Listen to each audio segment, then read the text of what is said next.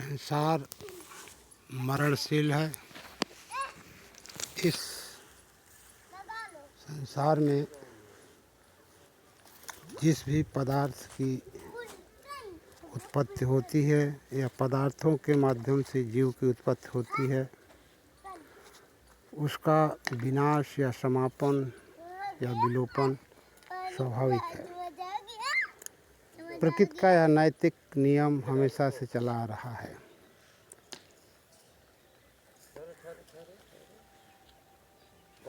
प्रकृति के अंदर विद्यमान नदियाँ, पहाड़, पर्वत मानव जीवन की लाइफ लाइन रही है।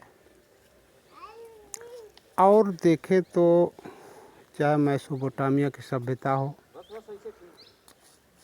जो लगभग 4500 ईसा पूर्व विकसित हुई, सिंधु घाटी सभ्यता हो जो 2200 ईसा पूर्व विकसित हुई, या तथाकथित वैदिक सभ्यता जो 2000 से 1500 ईसा पूर्व के बीच मानी जाती है। नदियों का इन सभ्यताओं के विकास में बड़ा महत्व रहा है।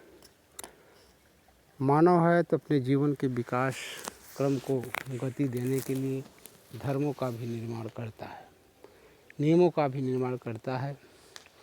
लेकिन कुछ कबीले, कुछ जातियाँ, कुछ वर्ग जब उसमें बन जाते हैं तो प्रभुत्वशाली वर्ग एक ऐसा नियम बनाता है, ऐसे ईश्वर की परिकल्पना करता है कि प्रकृति के द्वारा दी गई वरदान को ईश्वर की संतत बता करके बहुत सारी चीज़ें लिखता है कि मानव को कैसे करना है, मानव को क्या करना है, कौन जातियाँ बड़ी है, कौन जातियाँ छोट है। इन सब को रच करके वह एक असमान समाज का निर्माण करता है, जिससे उसे शोषण करने में सरलता होती है। ईश्वर प्रेम की वस्तु है, प्रकृति प्रेम की वस्तु है।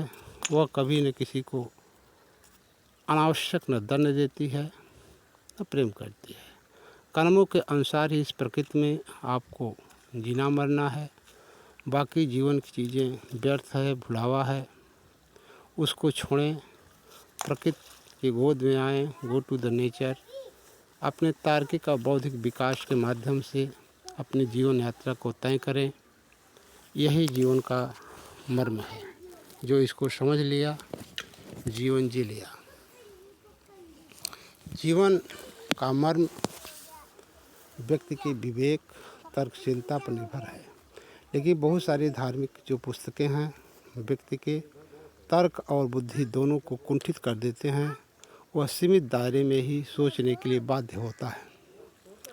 एक सांप्रदायिक सरकार से, जिसकी आधार वोट बैंक ही सांप्रदायिक फैलाने के आधार पर होता हो, उससे कुछ नैतिक या तर्कशील या वैज्ञानिक विकास की आशा करना मूर्खता ही नहीं, महान मूर्खता है।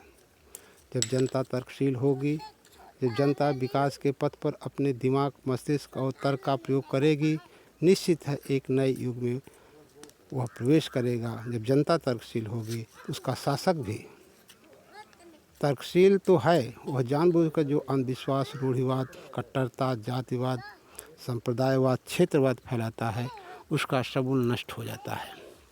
इसलिए सबसे ज़्यादा ज़रूरत है व्यक्ति के अपने आत्मिक विकास का। इसीलिए महात्मा बुद्ध ने आप्तदीपो भव का एक जो संदेश दिया था कि अपना प्रकाश स्वयं बनो, तभी इस जीवन का रथ यात्रा सही ढंग से पूरा हो गया।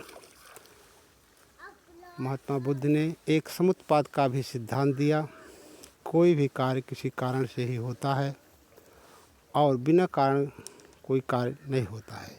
संसार की संपूर्ण सृष्टि इसी क्रम में चलती है। बाकी जो भी है वो मानवकृत है। उनकी जाल में, उनकी गलत चीज़ों में फंसने का प्रयास न करें। Thank you. विदा लेते हैं। बहुत बहुत धन्यवाद।